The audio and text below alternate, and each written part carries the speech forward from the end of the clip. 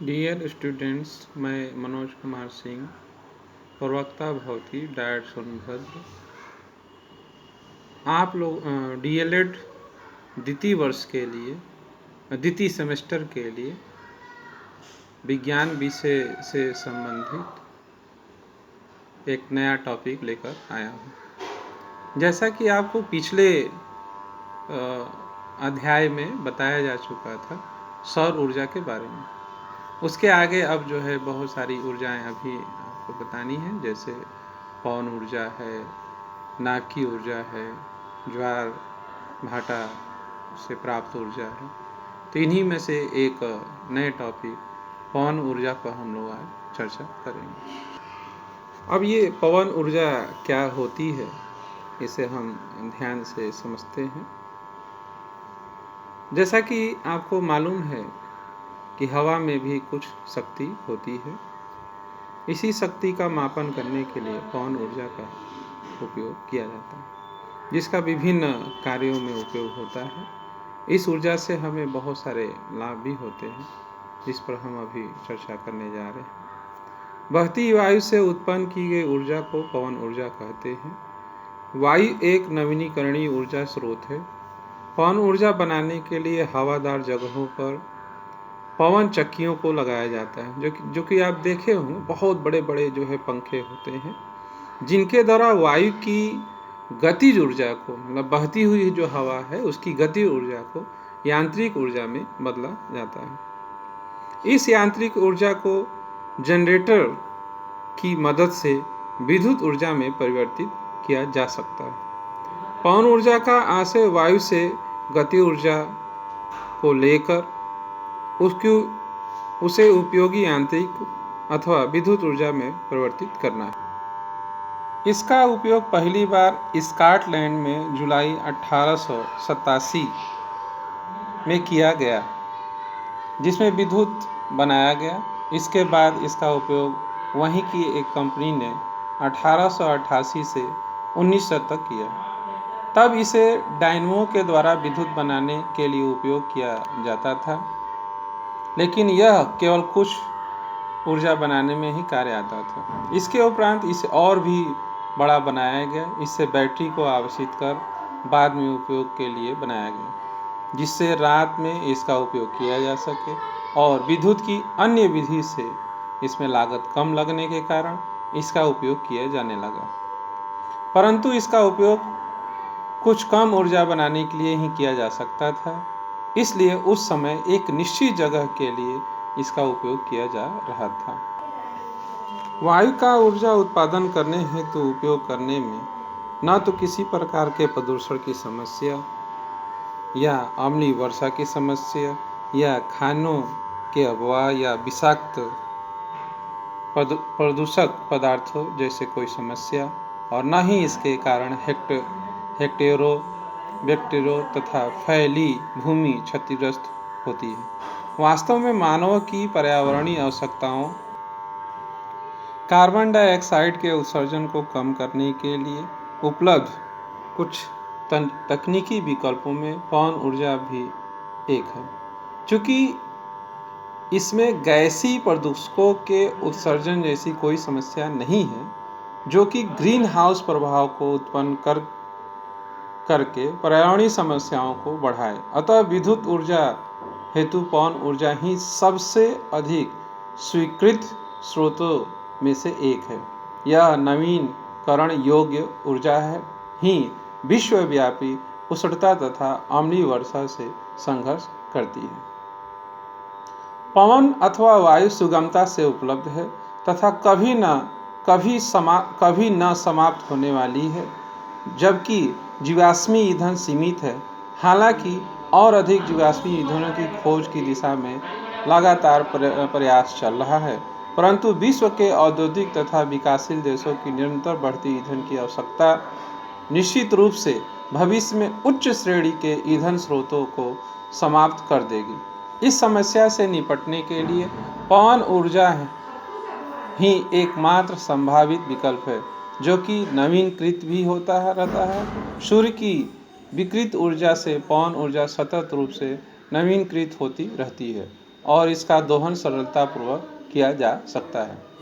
पवन निःशुल्क तथा प्रचुर मात्रा में उपलब्ध है, सरलता से प्राप्त है, समाप्त होने वाला नहीं है तथा इसकी आपूर्ति भी निर्बाध है। पवन तथा वायु पर किसी भी देश या वाणिज्यिक प्रतिष्ठान का एकाधिकार नहीं है, जैसा कि जीवाश्मी ईंधन यथा तेल, गैस, नाभिकीय ईंधन, यूरेनियम आदि के साथ है। चूँकि ऊर्जा की मांग लगातार बढ़ती ही जाएगी, इसलिए कच्चे तेल के बढ़ते हुए मूल्यों के साथ निश्चित रूप से पवन ऊर्जा ही एकमात्र आकर्षक विकल्प प्रस्तुत करती है। यह सुरक्षित है। पवन ऊर्जा संयंत्रों का परिचालन सुरक्षित है। आधुनिक व उन्नत माइक्रोप्रोसेसर के प्रयोग से समस्त संयंत्र पूर्णतः स्वचालित हो गए हैं तथा संयंत्र के परिचालन के लिए अधिक श्रमिकों की आवश्यकता भी नहीं है। निर्माण तथा रखरखाव की दृष्टि से भी यह पूर्णतः सुरक्षित है। यह बात तापीय ऊर्जा संयंत्रों अथवा नाभिकीय ऊर्जा संयंत्रों पर लागू नहीं होती। आधुनिक पवन संयंत्रों में प्रयुक्त प्रभावी सुरक्षा यांत्रिक से यहाँ तक कि संभव हो गया है।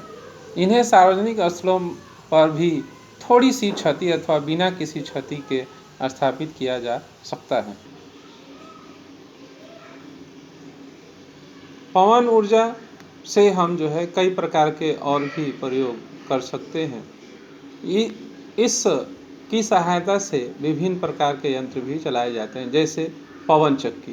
पवन चक्की श्रृंखलाओं में अनेक अपेक्षाकृत छोटी छोटी इकाइयाँ होती हैं।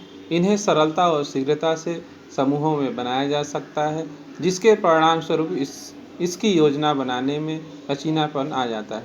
किसी भी पवन चक्की फार्म के पूरा होने के पहले ही निवेशित पूंजी शीघ्रता से वापस मिलने लगती है। मांग के बढ़ने के साथ साथ जब भी आवश्यकता अनुभव हो, नई इकाइयाँ जोड़ी जा सकती हैं। इन्हें एक ही स्थान पर समूहों के रूप में संपूर्ण देश के क्षेत्रों में बिखरा कर लगाया जा सकता है। चूँकि यह पवन चालित संयंत्र सरल व परिचालन में आसान होते हैं, अतः अन्य विकल्पों की तुलना में इसके रखरखाव की आवश्यकता कम होती है।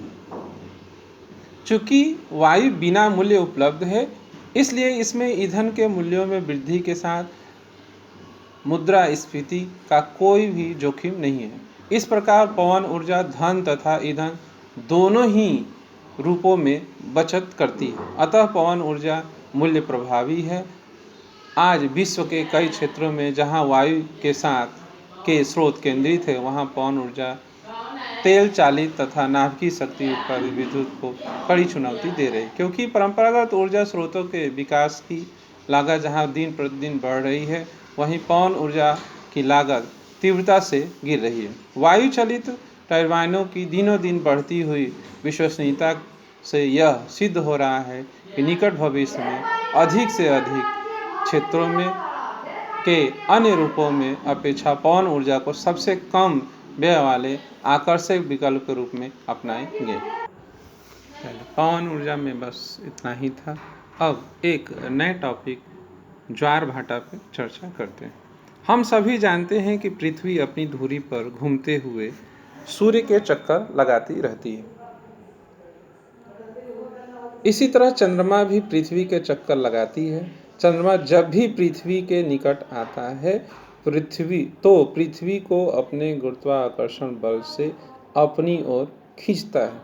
लेकिन इस खिंचाव का ठोस जमीन पर कोई प्रभाव नहीं पड़ता, परंतु समुद्री जल में हलचल पैदा कर देती है। महान गणितज्ञ सर आइजैक न्यूटन द्वारा प्रतिपादित गुरुत्वाकर्षण के नियम किसी वस्तु का गुरुत्वाकर्षण उसकी मात्रा के समानुपाती तथा उसकी दूरी के वर्ग के व्युत्क्रमानुपाती होता है। ज्वार की उत्पत्ति में इस नियम का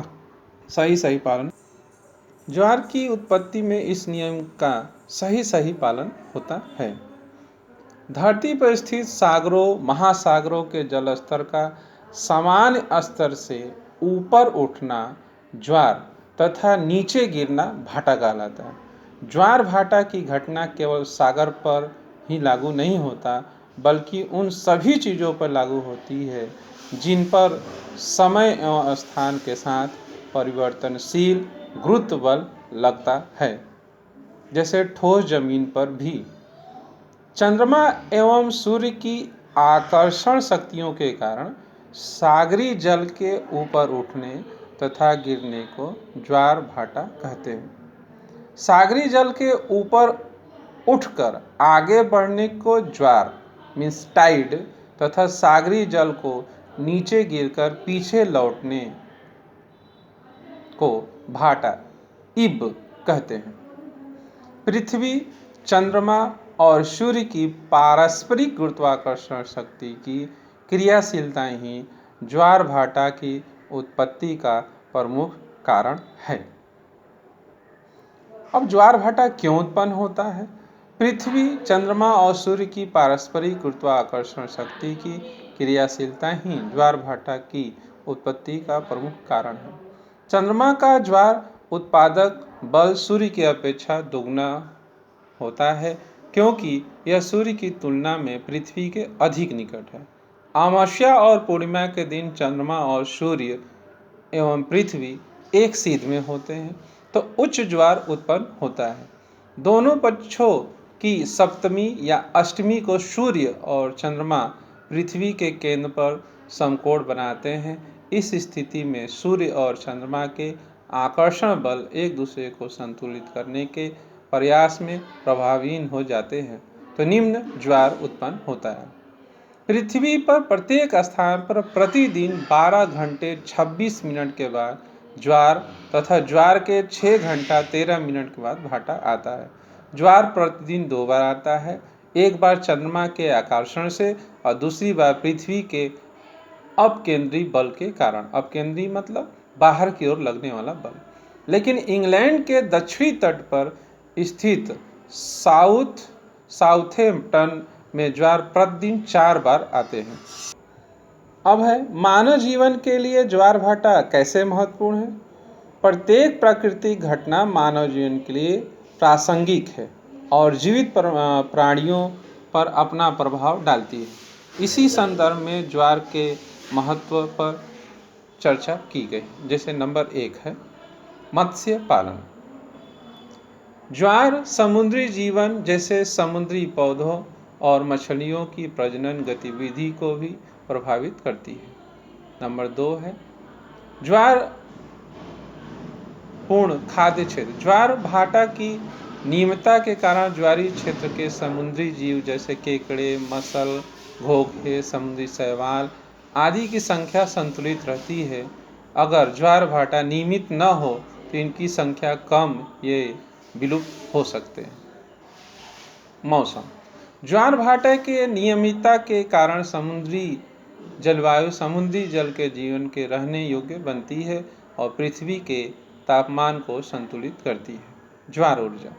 ज्वार भाटा प्रतिदिन 2 बार आती है, जिसके कारण पृथ्वी में तीव्रता आती है। अगर हम इस ऊर्जा को संचित कर लें तो यह अक्षय ऊर्जा का एक और स्रोत हो सकता है, जिसके कारण तट के किनारे रहने वाले समुदायों को नवीकरणीय ऊर्जा प्रदान किया जा सकता है। ज्वार भाटा के प्रकार। ज्वार भाटा के कई प्रकार हैं, जैसे उच्च ज्वार। जब सूर्य, पृथ्वी तथा चंद्रमा एक सीध में होते हैं तो उच्च ज्वार आता है। निम्न ज्वार।